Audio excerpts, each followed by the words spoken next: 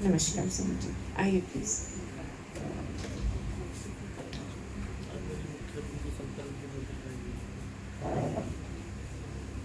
एकल गीत के लिए मैं आमंत्रित करना चाहूंगी सक्षम को।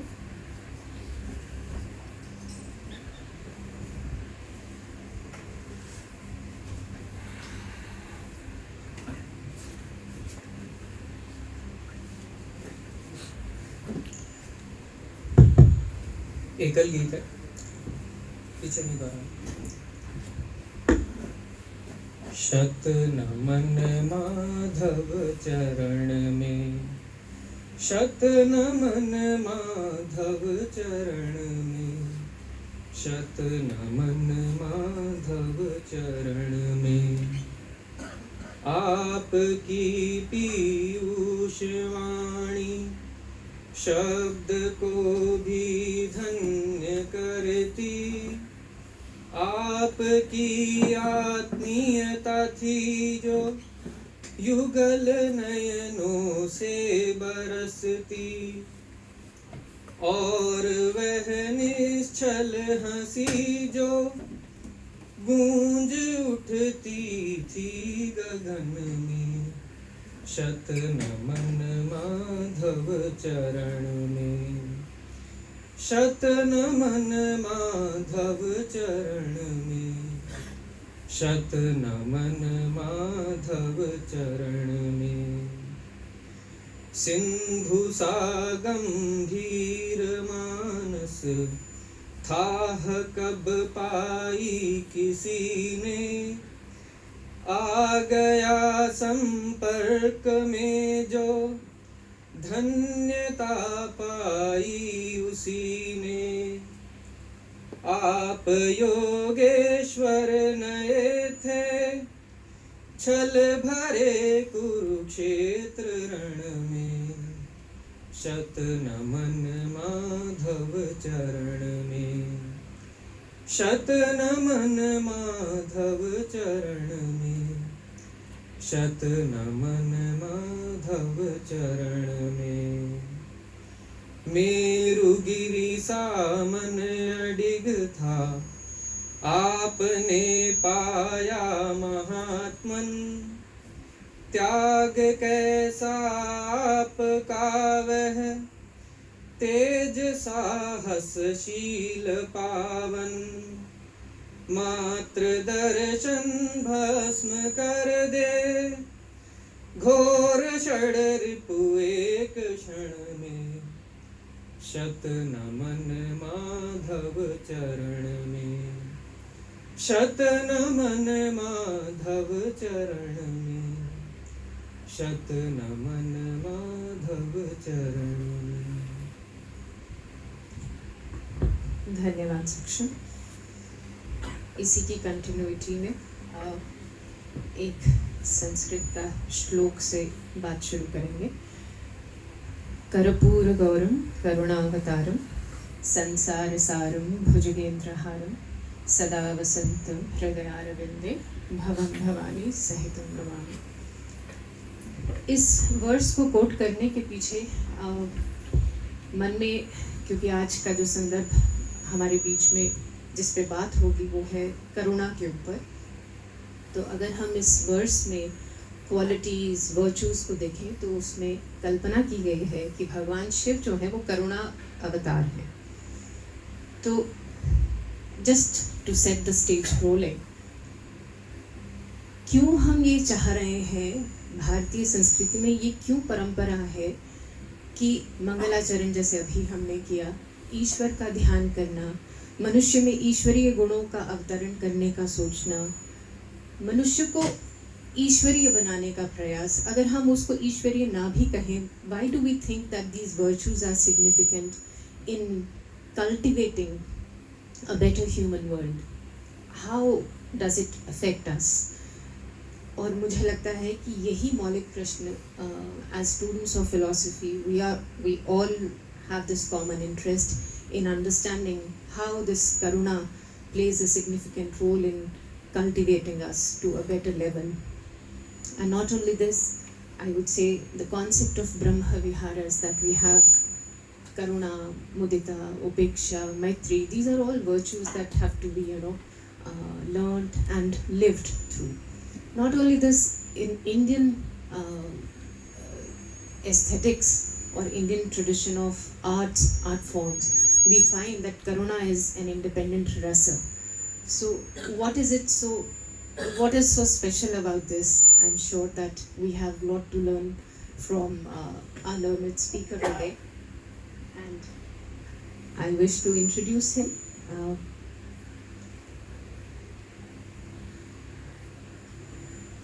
आदरणीय गेशे दौरजी दामदुल जी का वर्तमान में परम पावन दलाई लामा जी के सांस्कृतिक केंद्र तिब्बत हाउस नई दिल्ली में निर्देशक हैं। 1988 में गेशे दौरजी दामदुल बौद्ध तर्क, दर्शन और ज्ञान मीमांसा में औपचारिक अध्ययन के लिए बौद्ध द्वंद्वात्मक संस्थान धर्मशाला में शामिल हुए। बौद्ध दर्शन में 15 वर्षों के अध्ययन के बाद उन्होंने 2002 में देपुंग लोसेलिंग मठ विश्वविद्यालय से अपनी गेशे लारंपा डिग्री, जिसे PhD भी कहा जाता है, उन्होंने पूरी की। तंत्र अध्ययन के लिए उन्होंने 1 वर्ष के लिए ग्युडमेड तांत्रिक कॉलेज में प्रवेश लिया। 2003 में परम पावन दलाई लामा के कार्यालय ने उन्हें प्रवीणता अंग्रेजी अध्ययन के लिए कैम्ब्रिज विश्वविद्यालय में इंग्लैंड भेजा। वह कैम्ब्रिज विश्वविद्यालय के गिरटन कॉलेज में विजिटिंग फेलो भी रहे। उन्होंने 2005 से परम पावन दलाई लामा जी के आधिकारिक अनुवादक के रूप में उन्हें नियुक्त किया गया। वे कई वर्षों से परम पावन दलाई लामा जी के लिए दुभाषिया के रूप में काम कर रहे हैं और साथ ही तिब्बती से अंग्रेजी में कई ग्रंथों के लिखित अनुवाद करने में भी शामिल हैं। और मंच पर हमारे साथ श्री सुमित जी हैं, जो चंडीगढ़ के महानगर में संघ के प्रचारक भी हैं। I welcome you, sir. It's an honor to have you on this campus, and it's a very pleasant, delightful duty that to introduce many of the students from Ladakh, those who are followers and disciples of Buddhism. So I welcome you, and if you are comfortable while sitting, you wish to deliver, that will be all right with us. Thank you.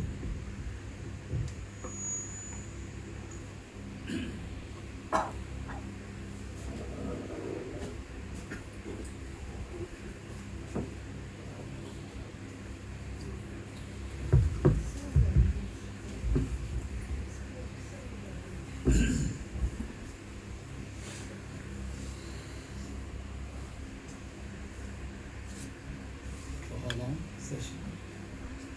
What is it?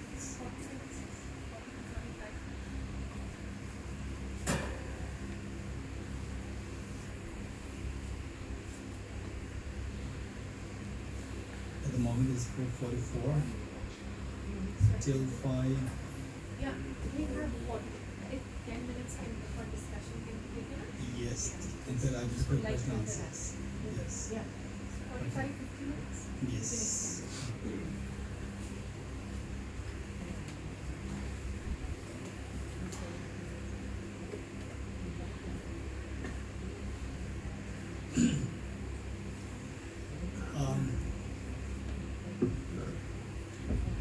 It's a great joy for me to be here, and for what reason I'm not too sure. It seems like this place is very familiar to my eyes.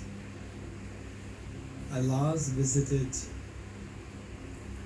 Punjab University, I think about like 5 or 6 years ago, and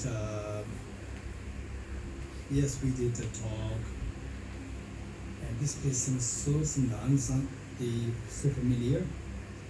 Just for information, since that most of you are younger than me, you may be a little interested to know that when I was in school, when most of you were not born yet,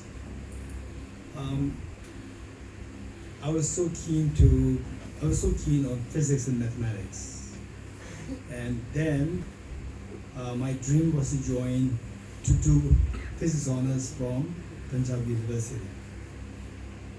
And don't ask me why you become a monk now. Okay.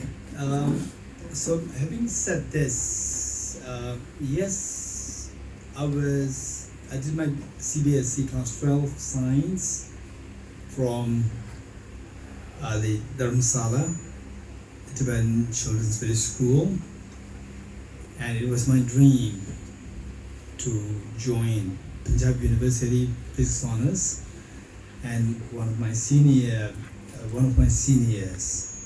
he joined Biology Honours in Punjab University, and he was one of the role models for me. So it has been like almost 35 years, time simply flew. And now I'm meeting with many of the young ones, and I can learn that there's some professors as well here. While the moderator, may I know your name? Shivani. Professor Shivali. Okay. As Professor Shivali indicated, that we're going to have about 40 minutes of talk, and then more than the talk, I'm looking forward to the question answer session. Like to answer your questions, and you can ask me any question. What made you become a monk? And so for any questions, like correlations between quantum mechanics and Buddhist philosophy, or say the neuroscience and the psychology, Buddhist psychology, it doesn't mean that I have all the answers. Keep this in mind. But the questions are very important. The questions should not be stopped. And one thing that I'm very positive is that all the conversations must be very objective in nature. There should be no room left for blind faith. It should be very objective. And any questions can be raised. So this is how I like to begin with. In fact, I see that as the Professor Shivali indicated in an introductory part about the importance of the virtues and so forth. We see that in the 19th century, during the Industrial Revolution, there was tremendous emphasis on the material development. Where the material development happened, because of the Industrial Revolution, that country can invade the whole world. Because of which there's a tremendous emphasis on the material development, and because of which the development of the modern education, that today so-called as modern education, the development of the brain, that was so much emphasized. And His Holiness the Dalai Lama, wherever he travels all over the world, one question was constantly being asked. The question is that where are we going wrong? Where are we going wrong? And the questions were asked by experts, the educationists. I see that many of you are educationists. Questions were being asked, where are we going wrong? Educationists, the social workers, medical experts, they all come up with the one question, where are we going wrong? We put so much emphasis on the modern education, physics and biology, neuroscience and so forth, and yes, science and technology, expecting that the world will be a more harmonious world, prosperous world. But on the contrary, the world is going downturn. Where are we going wrong? And His Holiness the Dalai Lama, without any doubt, without any second thought, he would say that it is because of the shortcomings, the limitations of our modern education system. And the modern education system today that we inherit is all what we inherited from Britishers and Americans. This is the legacy of these the countries from the past 20th century. And there was a tremendous emphasis on the development of the brain, not the heart. Now, while the modern education is extremely important, meanwhile, we need to now reconsider to supplement whatever we have in terms of education with the programs to build our heart. So this balance must be created Because of the lack of this balance, all these problems are happening here nowadays. Where, with the height of the modern education development, the downturn of the world peace is going downturn. So this is where the problem arises.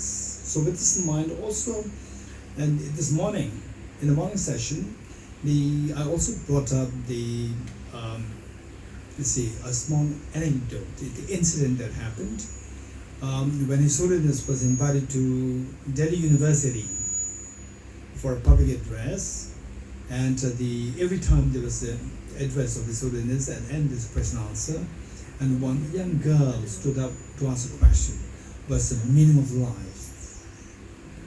Okay, so we see that all of you here, my question to you would be, what's the meaning of life? What do you think is the meaning of life? Anyone, real quick, just see. Anyone who will actually give the answer? What's the meaning? What do you think is the meaning of life? Anyone? Raise hands. And professors, yes. To love. To love. Anyone else? The Yes. meaning of life should be to make a meaning of life. What is that meaning of life to Like make? to make the life meaningful.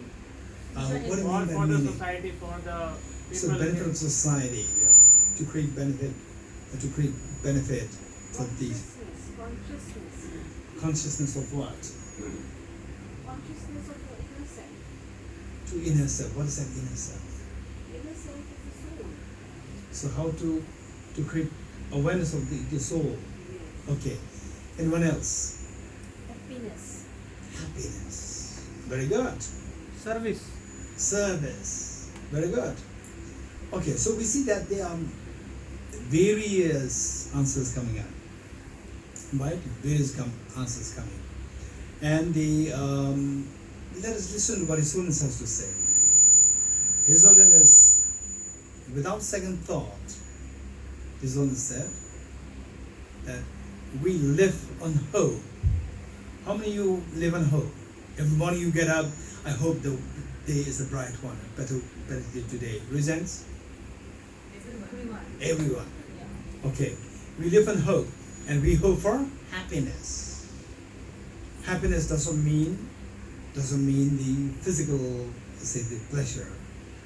There's some greater meaning in happiness, but some people confine the word happiness to physical pleasure.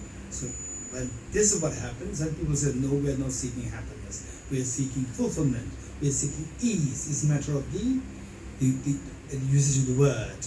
So with this in mind, while we seek happiness, deeper sense of happiness, the question is, can we attain that? And by the way, before I go further, my question to you is, what degree of happiness do you want? 10%? 20%? 40%?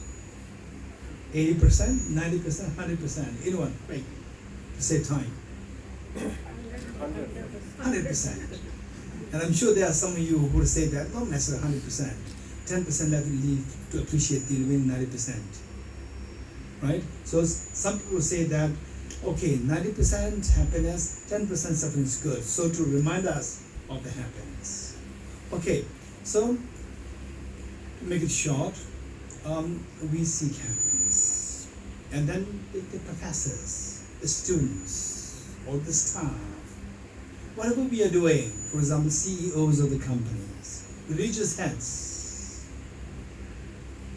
or environmentalists, educationists, medical doctors, everybody is deep inside, they have two aspirations. For example, with the COVID-19, with the outbreak of COVID-19, we all want to run away from COVID-19. How many of you had the feeling of the uncertainty at the time of COVID-19 recent? Particularly the beginning of 2020, right? When the COVID-19 was just at the peak. And then it's all like it's not really neighbor in your community. If you identify one house where there was a COVID patient, you just don't dare to even go there. And suddenly, within a span of 2 months, you see that your neighbor is infected with COVID-19, and then say you want to run now. feeling of uncertainty came. This was a huge problem. Okay.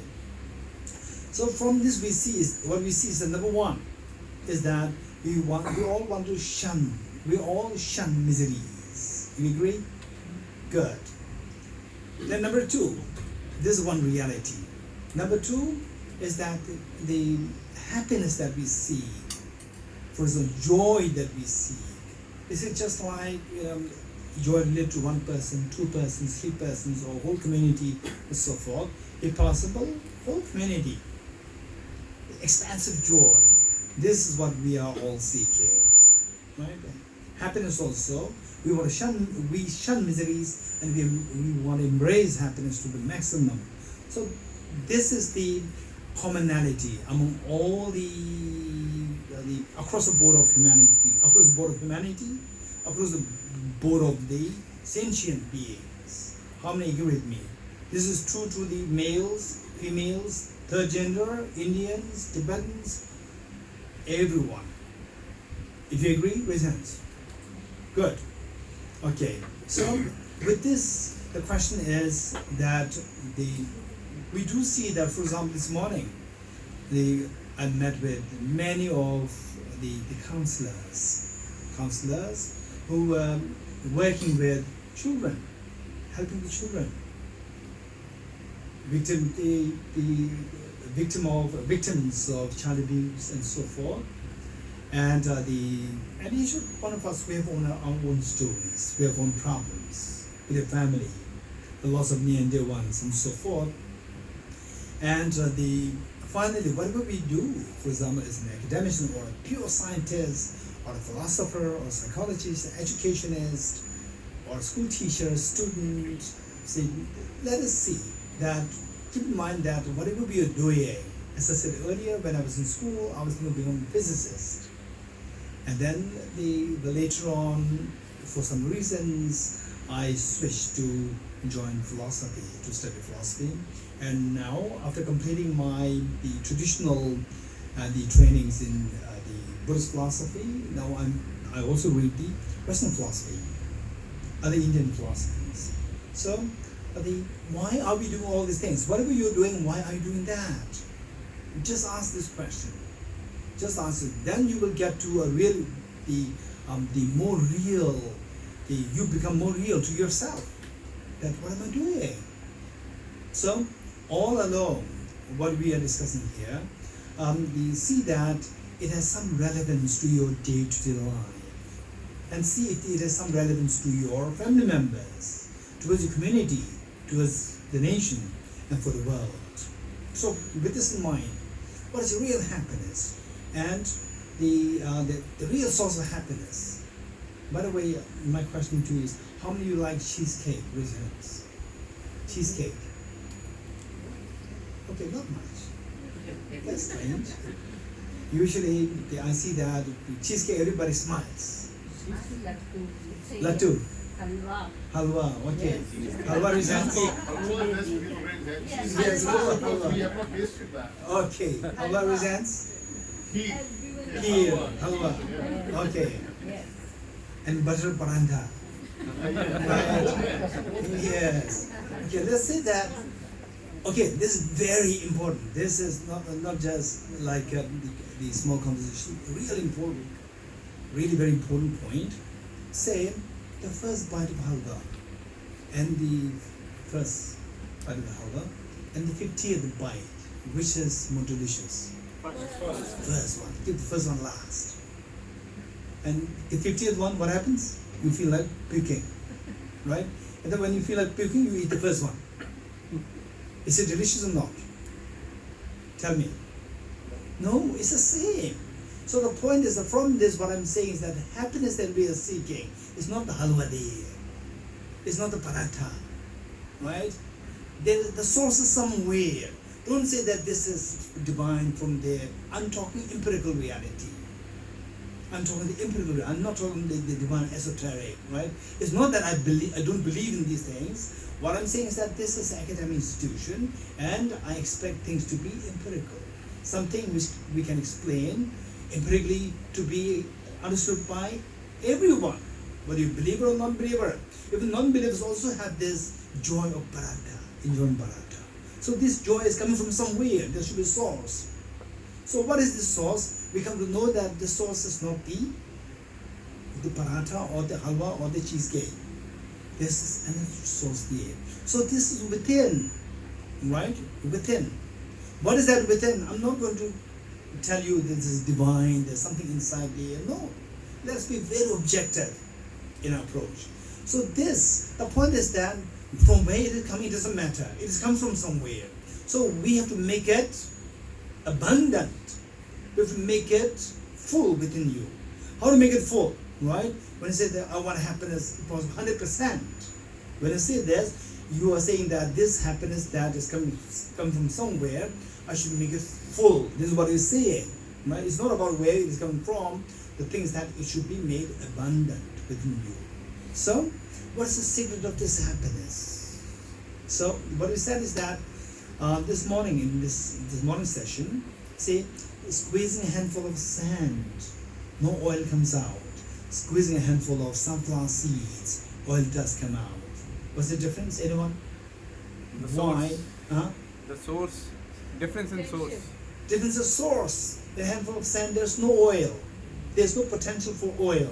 Whereas with a handful of sunflower seeds, there's a potential for oil. Likewise, each one of us, when we feel the joy, right? Each one of us in our life, we I'm sure. So just raise hands if you agree with me that you at least once in your lifetime you had an extremely beautiful moment of, I would say, the incredibly profound joy. At least one time, raise hands. At least one time, very genuine joy and happiness. Okay. In fact, I had that experience once when my flight was landing at Singapore airport. Singapore. That feeling. Somehow when the flight landed, I could feel the incredibly profound joy there. And it's not because Singapore is beautiful. No, not because of that. It's because that people are there who trust me so much and who are waiting to see me. So when I can anticipate that, this joy is so profound. And one time I asked the same question to a group of people when I was giving teaching, and one gentleman gave the answer that the one moment which is most beautiful in his life was when he touched the hand of the one-day-old daughter. When he was saying this, literally he was into tears. So look, so this joy is all coming out of this. Okay, tell me, this gentleman, what made him to run into tears, to even to speak of this, that to touch the hand of his one-day-old daughter? Anyone? Emotions. Huh? Emotions. Emotion of what? Love. Emotion of love. So the point is that when the affection is felt, accompanying feeling is so beautiful, is very joyous. So the question is that if you want 10% happiness or infinite happiness, and if you want infinite happiness, you need to have infinite love and affection, right? Next question is whether such infinite love and affection is possible. These are all the questions, and in this connection, then people have their own personal issues with the family members. You know, the one person being extremely rude, cruel to another person, and so forth. These problems are there. So you may have questions. I would be very happy to entertain your questions. That okay, under such situation, how can I think about the infinite compassion, infinite love? How can I cultivate this, given that this is a situation where somebody is being so nasty towards me? All these things should be addressed. So with this in mind, at least in principle, what we've learned is that if you can expand your compassion, your happiness expands. In principle is what we've learned, right? And then the question is, what about the practical side? Okay. Next question is, can we cultivate this unconditional love towards all? can we cultivate this unconditional love towards the infinite beings, including the rude, cruel person? What do you think? What do you think? Anyone? Okay, just say, those who say, no, this is not really possible. Practically speaking, not possible. Raise hands. 1, 2, 3, 4. I'm very happy that you are there, actually sharing your thoughts. How many think that is possible? Raise hands. Okay. If you tell me, okay, those who said yes, it's possible. My next question to you is, how can you make it happen? Great. Anyone? How can you make it happen? Yes. You accept the person as that person is. Okay, you accept that person. As that person is. Yes, and you have patience with that person, that slowly that person will realize where he or she is going wrong. okay. So the point is that to change the person is a different story. You cultivating the love and affection is a different story. Accept that person. So some people, okay, look, this is a very important point. Some people, they tell me that yes, when I listen to you it's acceptable, but in reality I want to accept the pain of the others. I want to accept the other person, but somehow inside my mind says no, I cannot. Enough is enough. Right? So how can you make it happen? This is the question. So to have unconditional love towards all, to say this is very easy, but the question is how? How? This is very complicated. You getting it? Okay, those who say that yes, we can cultivate unconditional love towards all infinite beings. So the question is how? How can you do this? Did you succeed in your life? This question. Not just theoretically, but did you if you believe that it's possible, did you succeed it? Did you do it yourself? Did you succeed it? This is the question. This is so important. So therefore many people into religion, into philosophy, into psychology, and spirituality, into healings, oftentimes they will say that, oh no, be kind to yourself, be kind to other people, just ignore. It's very easy. But how? I cannot do that. How? This is a very serious question. So for this, I'd like to quickly share with you the point is that what is this? What is the opposite of compassion? Right? What is the opposite of compassion? Hatred, disliking others, anger, aversion. When these thoughts come to your mind, how does your mind behave? You getting it? Do you have any experience of that? Anger? Anyone? You have no experience? Chandigarh? No experience of anger? Right? We all have rich experience of anger. We are expert in this. We're expert. So do you agree with me? When the anger is at its peak, even the heart palpitation changes. Yes. Breathing changes. You agree? Look, this is a part of the anger. Right? So the mental phenomena has the power to change your physiology. Even the breathing changes. Even the face, facial expression changes, right? With the mind about to fall asleep, it suddenly becomes so alert and fresh, right? Okay, so look, this is how the mind behaves. We have to learn the behavior of the mind, how the mind behaves. Now, next question. What makes the mind behave like this when you're angry? The anger in the first place is hatred, disliking others, so the mind resists others. Do you agree with me? The mind resists others. This resistance comes. And then it tries to run away from this object or push the object away from you. This is how the mind behaves. And when you cannot do that, it continues to do that. So this is known as the resistance. Resistance of the mind. This is anger. This is how the mind behaves. And why does your mind, why is it that your mind behaves like this? Why the mind is resisting this object? Why the mind is trying to push the object away from you? Why? This is the next question. So therefore it's so important for us to analyze, always track the causes. What causes this? The A, you check the B as the cause. What causes B? Check C. So this is how we have to track the right course. Don't just be too naive to say that, oh, Uparwala will do something for us. Uparwala, right? Because many people, often some people, they have a deep belief in this, Uparwala, right? And then they actually do that. But many of us, when we want an excuse, we say Uparwala, right? And when you practically, when you want to actually get a benefit, you fool others. We engage in all these things, all bad things. But then finally, when we can't do anything, and then we say Uparwala, right? So one time, what happened was that it was in Singapore. There was one girl who was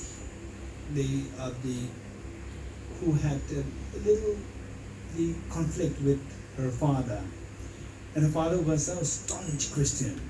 And I don't demean the Christians. You are getting it? I demean this father, not the Christians. And this father, because that this girl, she is not believing in Christianity, and the father is staunch Christian, wants the daughter to be Christian. And I told the girl that I'd like to meet your father, so that the rift between the father and the daughter is lessened, and then they'll be more happy at home. And the girl said, no, my father will not meet you. Right? He's a staunch Christian, and he will not meet me, the Buddhist monk. I said, don't worry, your job is to give the message to your father, and your father's job is to say no. Your job is to give the message. And then she said yes. Then give the message to the father, and came back with the answer saying no. I said, okay. Next year, when I was in Singapore, again I told the girl, tell your father I'd like to meet him. She freaked. No. I said, no, your job is to give the message, and your father is to, if somebody is to say no, it's your father, not you. And she went, and she was so amazed, surprised to bring back the message that my father accepted. Because I gave him 1 year to think. 1 year to think. Then we met. We met how he began to talk, a conversation. We sat on the same bench, same sofa for 3 hours together. How he began to talk was that Christianity is the best religion in this world. And I said, yes. If I said no, he would say, get out. I said, yes. I said, yes. Then he said that nobody can do anything against God's will. I said, yes. Look, Christianity, the charity, Christian is number one. Education, Christian is number one. It's amazing, right? And he was very happy. And then he said that no one can do against the God's will. And I said, yes. Then he said that, and his daughter was not married. She was already in her 30s, not married. And then he became calm, and he thought, okay, now this is a person through which he can convince his daughter to be married. Because this daughter listens to this man, not to anybody else. So he was saying that this girl, she's already coming of age, still not getting married. I said, you are the one who is going against God's will. God doesn't want her to get married, and you are forcing your girl to get married. And he said, but she's my daughter. Look, when it comes to the practical side, they forgot the God. You're getting it? It just, when in conversation, it's just bring the God. Okay. So the point is that we should be very realistic.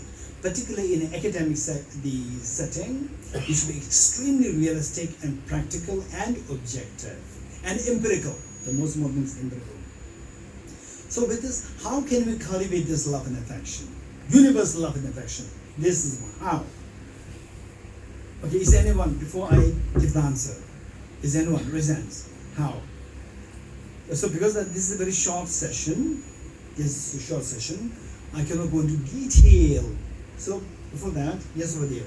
The source of everything is of one. Seeing the oneness of in everything. Okay. So the answer that you gave, did you think about it? And to what extent you have succeeded in this cultivating the universal compassion within you? Right? This is the point. Yes, over there. We can start by loving ourselves, because we are not ready to accept our feelings, so I don't think. Okay, let's say you love yourself so much. Then what? Then we can target the next person. Okay, did you succeed in this? Not in the first step. Okay, do you love your parents? Do you love your... But even when you were age 3, 4, 5, 6, 7, you love your parents? 16 is a complicated age. Age 2, 3, 4, 5, 6, you love your parents, almost everyone. You see the prospect of being separated from the mother for 1 hour, you will scream. The pain is been with you so much. The time you reach 16 is a complicated age. Okay, so anyone else? These are the questions. These are the questions to be addressed. How to cultivate this? Because we are all serious. We want the maximum happiness. You're getting it? For example, say how many days holiday in a year? 15 days. What is meaning your casual leave? 15 days. If like 20 days, you are happier. In 30 days, even more happy. You're getting it? So when the happiness, it increases, you are happier. But now we are talking about the infinite happiness. Why don't you go for that? That is the infinite love. And if there's a way, why do you not attempt it? This question, how, is a very serious question. To make it quick, say it's going to be like interactive. You have to think, not just unilaterally listening to my talk. Okay, the first thing is, so what is your goal? What is our goal now at the moment? Infinite happiness. How to? Infinite happiness. How to cultivate the infinite compassion. You getting it? Infinite love towards others, to the infinite beings. This question. Okay. Did you, in your life, did you ever feel profound affection towards someone? Genuinely profound affection towards someone? Did you ever feel that? Raise hands. The girl over there? Huh? To your children. Yes. Anyone else? Quick. Anyone else? Huh? How many felt that? Felt a genuine, the love and affection towards someone? No experience. Towards your parents. Wonderful. Okay. So how many agree with me now? So these are the points of reflections, right? Because these are all mental phenomena, mental thought process. So we have to cultivate it within, because the infinite compassion is a mental phenomena. There's nothing that when compassion grows in you, then some aura, light radiating, nothing will happen, right? Although we depict the gods with the aura, the air. But in reality, the compassion, this person very look at this aura, this light, green light emitting. No, nothing is there. It's purely mental. Because of this, we have to cultivate mentally. So for that, do you agree with me? Number one, that when you were by the way, how many of you had the experience of day one you were born on this earth? Day one you were born on this earth. How many of you had been through that? All of us. Day one you were born on this. How many of you have been through this? Day one you were born on this earth. No? You fall from the earth. You from the sky. Everyone. Okay. Everyone you're born. You had there was a day. You look at your date of birth. That is the time you're born on this earth. That was the first day. You're getting it? That's the first day. So on that day you're born. How many of you embrace your mother, thanking the mother? Mother, thank you so much for giving birth. Raise hands. You did not. You're getting it? And how many of you were born crying? How you were born and you cried? Everyone. If you did not cry, somebody will slap you to make you cry. You're getting it? You cried. You did not thank your mother. And that point, day one, day two, day three, anybody picks you up, fine. You cannot differentiate between your mother and somebody else. Although some neuroscientists, some people say, no, that's not true. Scientifically, it is proven that when the child in the mother's womb could hear the mother, these are all very rare, slim chances out there. These are being cited. If a dog bites a human being, it will not come with the newspaper. If the human being bites a dog, it will come with the newspaper. It's so rare. You're getting it? So generally speaking, we don't demonstrate compassion, love and affection towards the mother when you were day one day old. You agree? Yes. Good. Now, after 3 years, after 4 years, What was your feeling of love and affection towards your mother? Intense. You agree? Intense, to the extent that you see the prospect of you being separate from your mother for the next few hours. I've actually seen that with my own eyes, and you must have been through that yourself. Raise hands who remember that you have been through this. Yes. My question to you, how come that you cultivated this, you developed this intense love and affection towards your mother within the span of 3 years or 4 years? How come that you developed? You developed it. And what made you develop it? Raise hands, very quick. Yes. Because she is the one who provides all our needs and Exactly. I'm sure everybody will agree with your name. Amit. Everybody will agree with Amit. Raise hands if you agree. Because this is the person who the child identifies that is the one who provides you with all your needs. When you're hungry, right? You cry, and the same mother comes and gives you food. When you're cold, same mother comes, wrap you up in warm. So all your needs are being provided by this. So this love and affection. What is affection? Affection is feeling of closeness. You agree? Look at these words. Feeling of closeness. Your mind feels close. Your mind feels close to the object of benefit. You getting it? So in this world, you see that your mother is the greatest benefit. Your mother is the greatest benefit. So therefore, your mind moves closest towards that mother. So this is known as I feel closest to my mother. I feel closest to my dad. I feel closest to this, that, and so forth. This is the meaning of feeling of affection. So the mechanism of affection, generally there are two. One is a mother's love towards the child. Number two is the child's love towards the mother. And mother's love towards the child, all of us, we cannot replicate it, because this is not something that you have developed it. So whereas the child's love towards the mother, this is something we can mimic, because the child did not have the love and affection towards the mother day one. We also don't have this infinite love towards all the beings. We are like the child, day one day old child. Now this child, over the span of 3 years, developed its intense love and affection towards the mother. So now we can mimic how the child developed this love and affection by seeing everyone as a source of benefit. Right? How to see the benefit? No, my neighbor is very complicated. Right? It doesn't benefit me at all, it harms me. Okay, so look, to make it very quick, if you're interested, we have Lama Ishila here, who is based in Chandigarh now, and you can make the maximum use of his presence here in Chandigarh.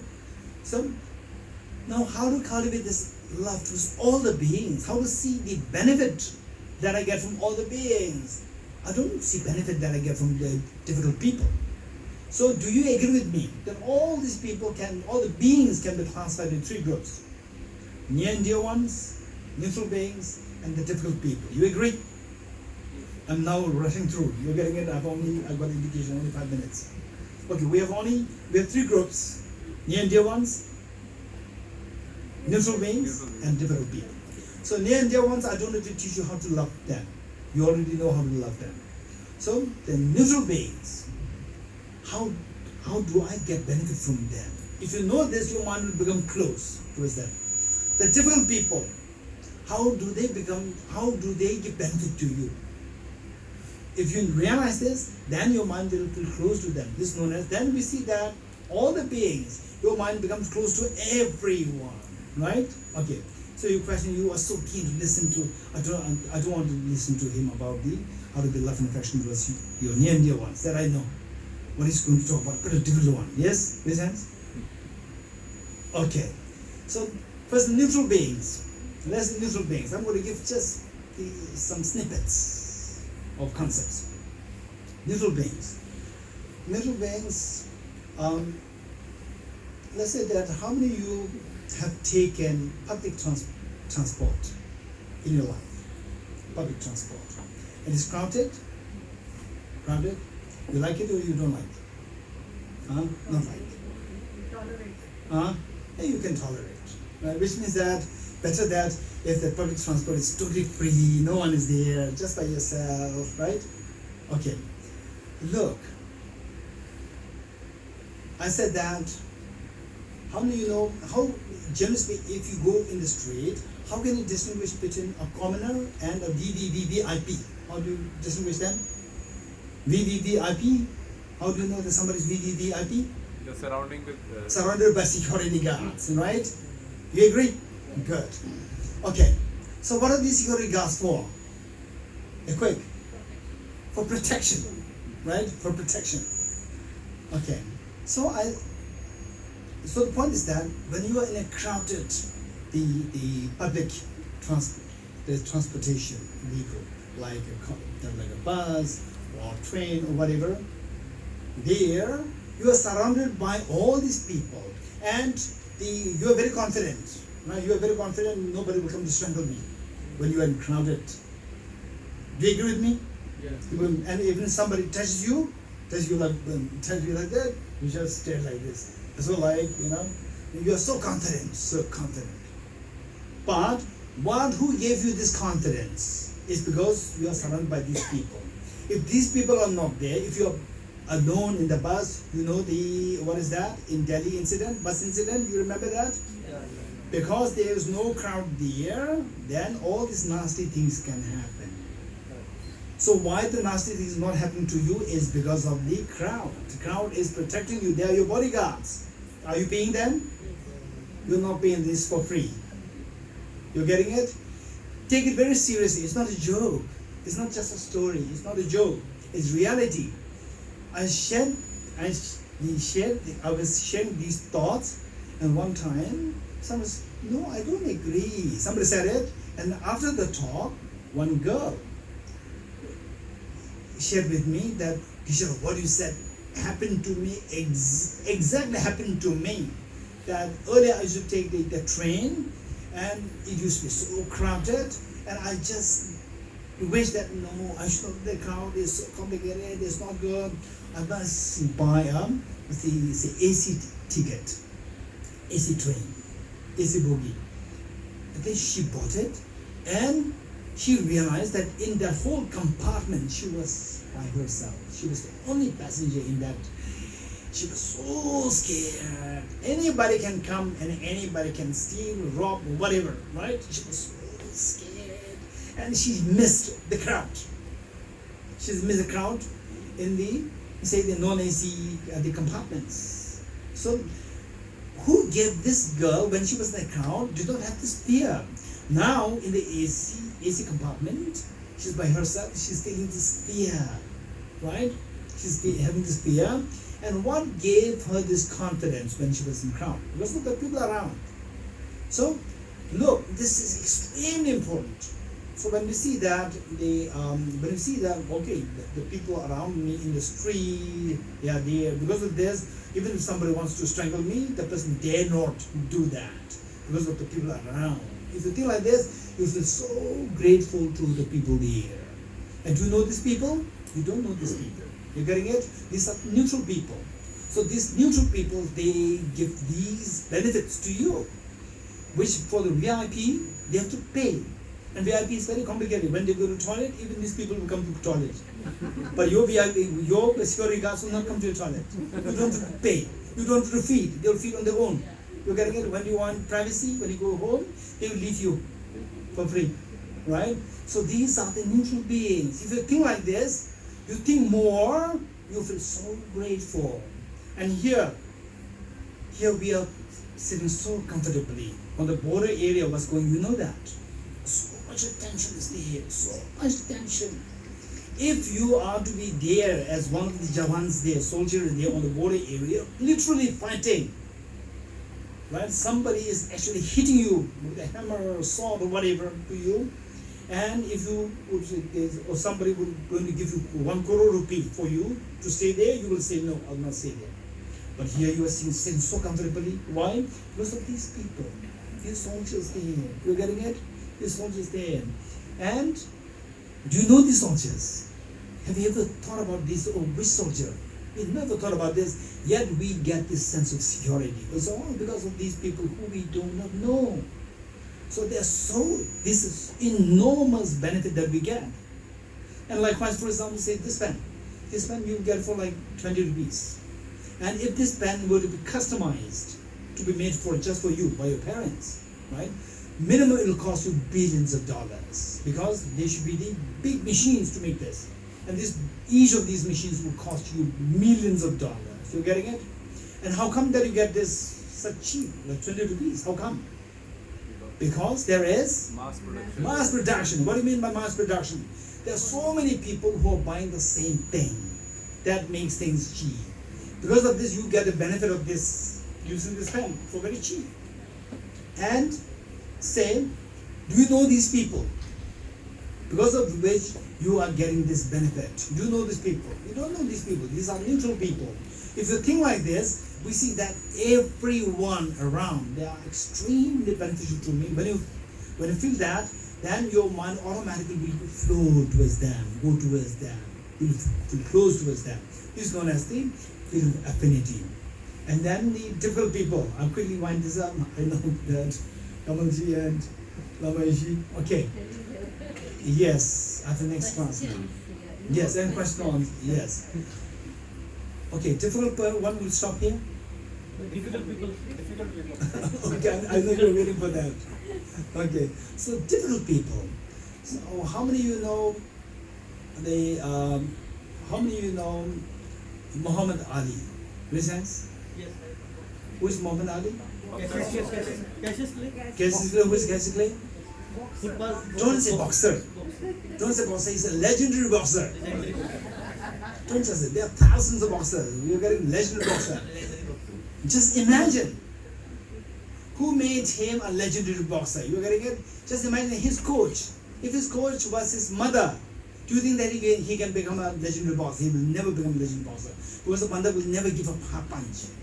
Mother will only give you like this, right? With this punch, you will never learn how to stop the hard punches. If you don't learn how to stop the hard punches, you will never become a Muhammad Ali, a legendary boxer, right? So somebody should be there to make you a legendary boxer. Somebody should be there to give you hard punches. Who will give you hard punches?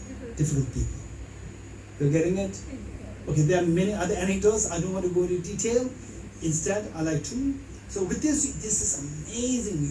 When you really, okay, one thing practically speaking, we see that, for example, say that oftentimes the PhD students doing philosophy, they come to me and say, Geshe, I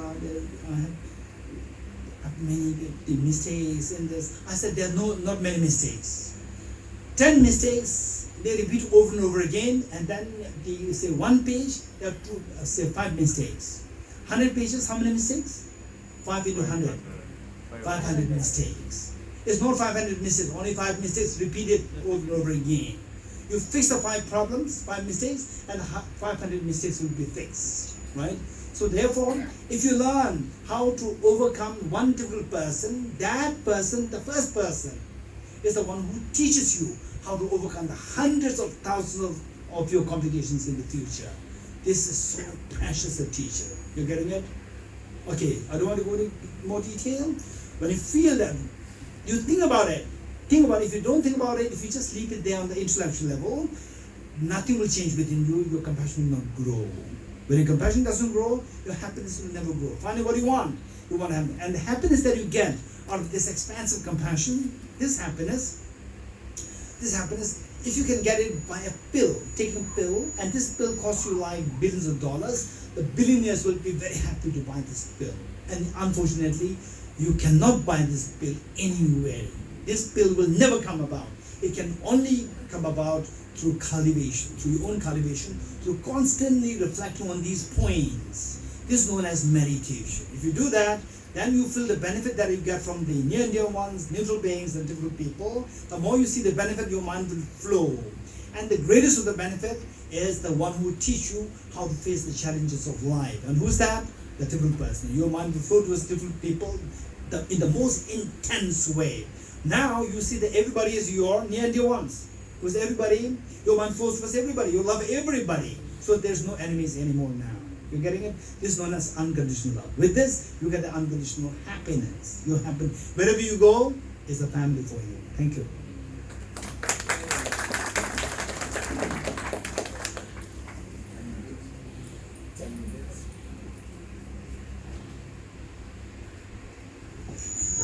Thank you. Geshe Damdul. I believe that there are many takeaway messages from your wonderful lecture. If there are questions, comments, observations from the audience, we'll appreciate. Any questions? In the meanwhile, sir, I have. All right, please go ahead. Difficult people, आपने जैसे कहा है कि भाई प्यार करिए सबसे, दुर्योधन था या कंस था और अभी हिटलर गया, तो ये डिफिकल्ट पीपल्स थे, इनके साथ क्या प्यार किया जा सकता है? Indian is saying that how about Hitler and the Duryodhan who are negative in their character? Can we handle them? Okay, this is a very good question. Thank you. In fact, it is said that if you have learned the biography of the Buddha Shakyamuni, Prince Siddhartha, he had a cousin, Devadatta. And it is said that Devadatta appeared to be extremely nasty person.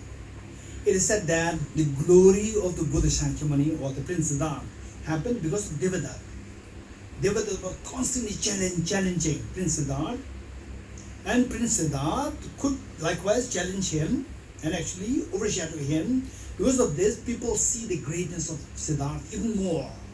Likewise, it is high time for us to learn how to overshadow these people, the nasty people like Hitler and so forth, who committed such a crime over the humanity.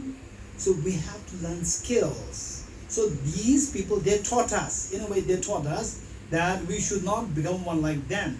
But anytime these such people can come in the future. So how to keep a check on them? So we have to prepare. So this preparation, if you don't pay heed to these, if you don't learn from the past, it is our mistake. Whereas the past has already given us the information that these things can potentially happen in the future. So we are talking a lot about disarmament because of the experience of the First World War and Second World War. If these two never happened, people will not really talk about the disarmament. So these allow us the possibility to grow beyond, to be more mature, to be more civilized. Thank you.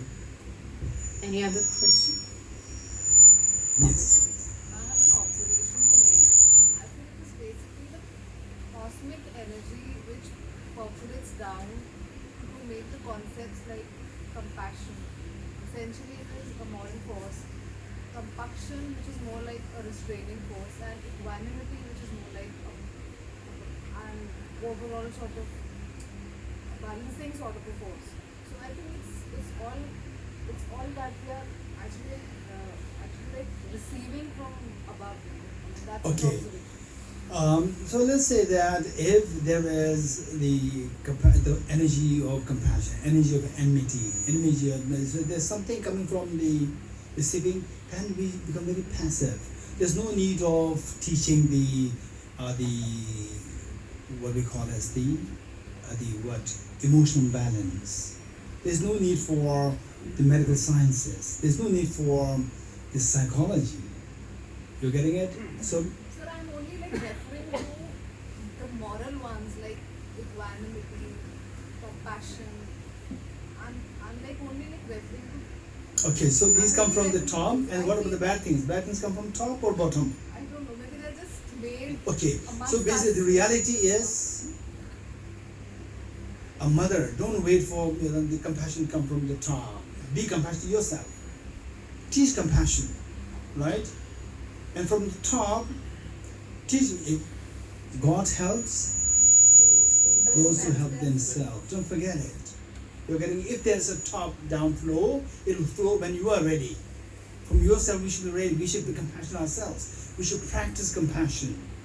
Be a logical person. Be a sensible person. Then if the God, the blessings will come.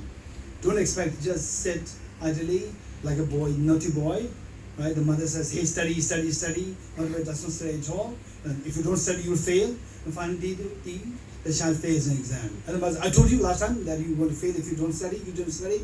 Mom, what should I do? It is my karma. You're getting it? Mom, you believe in karma? Yes, I do believe in karma. My karma is what I do. This is the abuse of the concept of karma. And your children will abuse the concept of the top-down compassion flowing down. You're getting it? So what this top-down is not happening, what should I do? Right? And then you tell the eldest son, Don't be rude to your other children. Compassion will not come to me down. Or don't become compassion. They will abuse this concept. What response you going to give? So you have to give the example. You should be a good example for others. That be a real compassionate person yourself. Show example to others, and they will learn from you. And then you say that God helps those help themselves. Yes. Yes, they hear. Educationist. Yeah. There are instances where grown-up children are abusing their parents, Yes, very serious and matter. here no skill works. So what will work? How to make this imbalance in a very close relationship which has gone wrong? How can it be corrected? Yes, this is extremely important question. Therefore, my talk to the people of age 16 plus. I said 16, right? And this is the mark. 16 plus. So now it is becoming even less. 15 plus. 45 Right. plus. Those who are- 45 plus. They are the ones who are abusing their elderly parents. Actually, it's not 45 plus. Okay. 45 plus, there are some cases I know. But generally speaking, is 20 plus. 16 plus, they're trying to abuse. Right? 20 plus, or when they get a job, or when they don't, they should be getting a job, not getting a job, and then they start to abuse their parents. This is really very bad thing. So for this, on the what I would say is that there should be actually programs where those people who I know so well, when I see the parents and the children, I always tell the children that your parents are in this world. If there's a God, if there's a Buddha, your parents are Buddha, your parents are gods, because they're the one who will really help you. Don't forget their kindness. I always tell them, because parents cannot tell the children, you should be feeling grateful to me, I'm being nice to you, you should see me as a God. We cannot say like this. So third person should shape this. And then it is the responsibility of the parents. If you are really mature in your thinking, evolved in thinking, it's fine. If not, you must somehow handle the children or introduce your children to more mature people. Third person, mature people who can actually manage children so well that they can advise the children so effectively, because they are not the children's parents. So they can tell that you have to obey your parents so well. This is my main job pertaining to these young children, is about how to take care of your children, how to take care of your parents. Parents take care of the children. This is, you don't really have to worry. The only thing is that parents may pamper the children overly. That can be a complication. Otherwise, they will not be rude to the children, generally speaking, but there are exceptions. But the children abusing their parents, this can be more in number. So this is a very serious matter, and I would say that you must, they say, if you are very evolved, that's very good. If not, you have to somehow look for, say, the very mature, sensible, respectable elders who you can trust, and then introduce your children to them to be counseled. This is so honor friendly, not as you pay the counsel and then counsels. That's very different. It should be more like the family friends. This is very important. Yeah, this is a major concern that I focus on. Very close question to what Professor Lalita mentioned. What about the marital relationships which are breaking down, husband and wife conflicts, and the divorce rate going? So here, instead of compatibility increasing and closeness increasing, the relationships are breaking down. Yes. So how to, and I'm not really a marriage counselor. By the way, yes, exactly, there's a conflict there. By the way, this is what Charles Darwin said. Charles Darwin said, we inherited animal instincts, unfortunately. We inherit the animal instincts. This is what Charles Darwin said. So, because our ancestors, they were animals, right? So it would be 4 billion years ago, the first ancestor was unicellular organism. That was an ancestor. And then gradually, then the fish, and gradually the animals, 4-legged animals, right? and how they behave, right? Oh, your relationship is breaking up. No, there's no such issue there. It's just instinctual behavior. So we have inherited these instincts. This is extremely sad, and when we're in the grip of these instincts, then you can behave like a beast, and all these relationships break up very easily. So therefore, the point is that so this is why we need Lama Ishi here, and we need Kamachi here, right, in Chandigarh, to counsel, right? If there's issue coming from the men, so the lady should be skillful enough to somehow connect the whole family to the good teachers. And if it is the issue of the girl, then the men should take the whole family to the. So finally, cognitive transformation is required. Cognitive transformation is required if you either we behave cognitively or we behave in an instinctive way. Instinctive behavior is an animal instinct. An animal instinct, there's no shame, nothing. It behaves like this, and then all these breakups happen. Whereas cognitively to become more aware of these realities, then we say even the concept of God, concept of Buddha, concept of karma, and if somebody is non-believer, it doesn't matter. Even in this life, you see that your reputation will go down because of this demonstrating your animal instincts. So these are things that we need to discuss on here. I think the answer to both the questions is Yeah. lack of universal human values Exactly, which have been exactly. inculcated into those kids or Wonderful, those thank you children so much. from childhood to adulthood. Perfect. In fact, Universal what I would values. say is that thank you so much. This is a great reminder for us. Is that His Holiness the Dalai Lama, when this question was asked, His Holiness responded, is that because of the lack of the education program developed to education program meant to develop your heart, that is missing, right? So for this, His Holiness not only taught, but His Holiness also put his vision into a mission. Today, what is known as C-learning, social, emotional, ethical learning. This is what His Holiness emphasized so much on, that more than talking about Tibetan, more than talking about Buddhism, he talks about the C-learning, social, emotional, ethical learning, and being introduced in the various schools, universities, institutions all over the world. It has been very successfully happening now, and if you're interested, particularly the educationists here, and I would highly, and also teachers trainers here, the director of the teachers trainer, technical teachers trainer here, I would highly recommend that you Google search C-learning. All the programs are given for free. Materials are for free.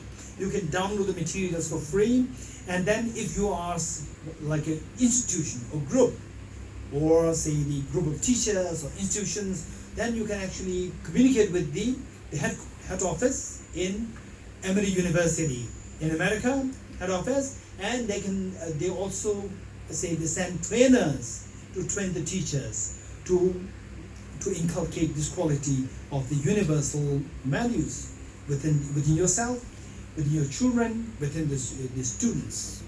Yes, this is what is lacking. Ready? Yes. Just a second. Just endorsing your views, what you just said, and the previous professor, so you also mentioned the human values. Yes, now the present government is doing a lot of things to improve these things, human values. But what I feel is, the teachers, when they are appointed in the universities or in the colleges or in the universities, what we look at is only their academic record. True. Okay, they are gold medalists, they are population, all these things. But we don't lay much emphasis on what other aspects or what other characters like human values. Has he or she done anything towards their social work with that person has done? So they should also be given some weightage in the selection of education. I fully agree with what the professor said. This is one area where the teachers or the professors being recruited, that not just academic performance, also the element of how this person was since childhood till now, if there's any, say the part there in the CV of the person taking responsibility of others, some volunteer work, the say. So these things should not be neglected. This is one thing. And number two is, who is to teach this social, emotional, ethical learning towards other people? Who are these people? So for example, I say, don't shout in this hall. I'm shouting. Right? If this is how you teach, nobody will listen to you. Right? So, walk the talk. Right? So who teaches that? Should be somebody who walks the talk. Yeah. Sir, we have. I think you have another meeting. Actually, Geshe has an online class. Yeah. So we are just closing up. We are just winding up. Thank you so much for taking out time to be here with us. And of course, I'm very sure that two messages can certainly be taken back. One, value and respect difficult persons in your life. Keep them close. And of course, don't use God whenever, as and when you need it. Keep it for the rainy day, I would say. And with this, we are very thankful for coming here. We have after the Shanti Mantra, we have a small gathering for tea. I invite Saksham to just present us with the Shanti Mantra, and it will be a closing ceremony.